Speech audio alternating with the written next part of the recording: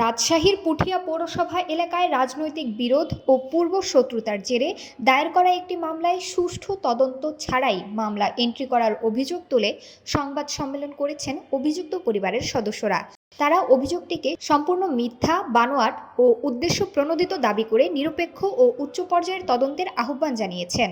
এই মিথ্যা প্রতারণা মামলায় এটা সুষ্ঠু তদন্ত হোক। আমি চাই এটা সুষ্ঠু তদন্ত করুক।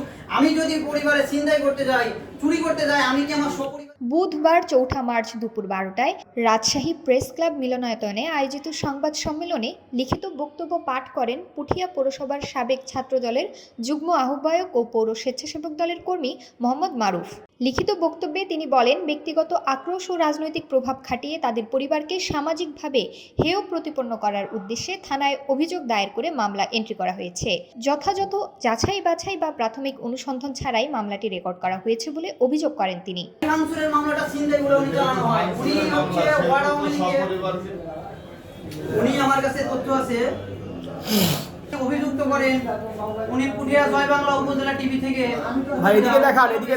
উনি বলা হয় এখানে যে তারা হচ্ছে আমার প্রতিষ্ঠানে হাসপাতালে বা বাড়িতে ভাঙচুর করা একবার বলে উনার নাজমুল হক, উনার মুনতাহা মোটরস, হাসপাতালে 5 মাসের ভাড়া বকে আছে তাই বন্ধ করানো হয়। একবার এক রকম ওরা অভিযুক্ত করে। বক্তব্যে উল্লেখ করা হয়, মামলার বাদী মোহাম্মদ নাজমুল হক, যিনি পুঠিয়া পৌরসভার ৯ নং ওয়ার্ড আওয়ামী লীগের সাধারণ সম্পাদক হিসেবে পরিচিত, পূর্ব শত্রুতার জেরে ঘটনাকে ভিন্নভাবে উপস্থাপন করেছেন। অভিযোগে যে হামলা, ভাঙচুর ও অর্থ লুটের কথা বলা হয়েছে তার সঙ্গে পরিবারের কোনো সদস্যের সম্পৃক্ততা নেই বলে দাবি করা হয়। এমনকি ঘটনার দিন এ ধরনের কোনো ঘটনা ঘটেনি বলেও তারা জানান।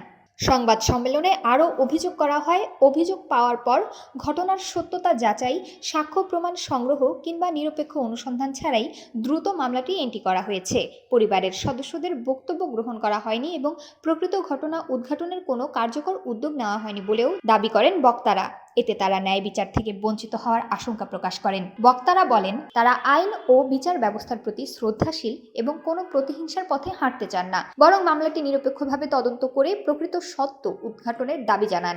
একই সঙ্গে নির্দোষ ব্যক্তিদের হয়রানি বন্ধ এবং পরিবারের নিরাপত্তা নিশ্চিত করার আহ্বান জানান তারা। সমমান ব্যবসা তার আছে, তার শরীফা ক্লিনিকের সে মালিক শাকিল ও সজীব, তারা একটা বেনা। এটা আওয়ামী লীগের ওয়ার্ডের সেক্রেটারিকে এটা সাহস দিয়ে এটা করানো হয়।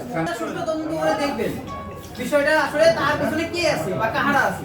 কাহারা ইন্দোলে যে এখন পর্যন্ত ওয়ার্ড আওয়ামী লীগের সেক্রেটারি, ওয়ার্ড বিএনপি সেক্রেটারি বা বিএনপি পরিবারের নামে অভিযুক্ত করছে বা মামলা করছে, যা মিথ্যা প্রতারণা মামলা। আর ওসি সেটা কেন নিচ্ছে? আপনি বা আপনার ফ্যামিলির কেউ কি এই বিষয়ে ওসির সাথে আলাপ করেছেন? হ্যাঁ, আমি ফোন দিছি। আমি নিজে সেকেন্ড তদন্ত ওসিকে ফোন দিছি। ওসি কি বলেছে? উনি আমাকে বলে যে এটা হচ্ছে এটার সাথে আমার এমপি। আমি বললাম উনি যে ওয়ার্ড আওয়ামী লীগের সেক্রেটারি, উনি ওয়ার্ড আওয়ামী লীগের সেক্রেটারি হওয়া সত্ত্বেও আপনি কেন এইটা করছেন? আমার হাসপাতালে আবার তালা মারছে। উনি আমাকে বলে এটার সাথে আমাদের এমপি সাহেবের ভাগ্নি আছে। কি নাম? শাকিল সুদীপ। এমপি সাহেবের ভাগ্নি তো আমার সাথে আছে। সর্বশেষ চাওয়া সঠিক তদন্ত, তাই না? আমি শেষ চাওয়া এটা সঠিক তদন্ত হবে। সংবাদ সম্মেলনে উপস্থিত অন্যান্য সদস্যরা জানান, মিথ্যা মামলার কারণে তাদের পরিবার সামাজিক ও মানসিকভাবে বিপর্যস্ত হয়ে পড়েছে এবং চরম নিরাপত্তাহীনতায় ভুগছে। তারা প্রশাসনের ঊর্ধ্বতন কর্তৃপক্ষ ও সংশ্লিষ্ট সকলের প্রতি আহ্বান জানান, সুষ্ঠু তদন্ত নিশ্চিত করে পরিবারের সম্মান ও নিরাপত্তা রক্ষা করা হোক। শেষে বক্তব্যে বলেন, সত্য একদিন প্রতিষ্ঠিত হবেই। এই বিশ্বাস নিয়েই তারা সাংবাদিকদের মাধ্যমে দেশবাসীর কাছে তাদের বক্তব্য তুলে ধরতে চান। সংবাদ সম্মেলনে অভিযুক্ত পরিবারের অন্যান্য সদস্যরাও উপস্থিত ছিলেন।